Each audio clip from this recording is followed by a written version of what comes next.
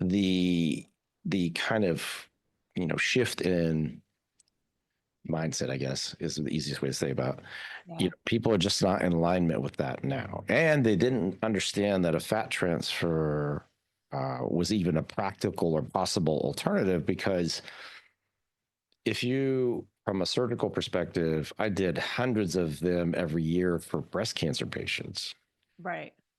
and that is not a common path. So you wouldn't have that level of experience or repetition.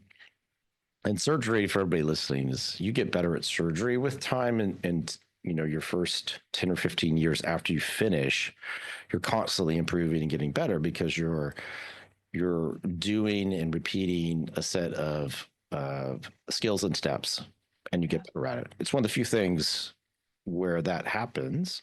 Yeah. And so, like, when people say fat transfers don't work, I'm like, really? Okay, Yeah. interesting. Yeah. Those are usually the folks who say that they tried hormonal therapy and it didn't work. And I'm just like, man. So if we take someone like Alexi, and she has she's a low BMI patient, but we take enough fat and we transfer it, whether it's, we'll say it's 100 to 200 cc's per side. That's roughly close to a cup size if it's 200, and then half if it's and for her body type, maybe that's all she wants, and then that's great. Yeah. And then people ask me, well, is that a one and done?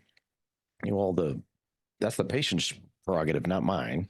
Like, Right. Right. make Right. that decision. That's a visual thing that the patient wants. And then they used to have this discussion, Lexi, with patients who came from cosmetic breast augmentation. And if they asked me for a big implant, I would just simply tell them no, because I didn't Wow. really, it didn't align with me personally, because I thought it looked bad. So I was Yeah. do it. Yeah. And Yeah.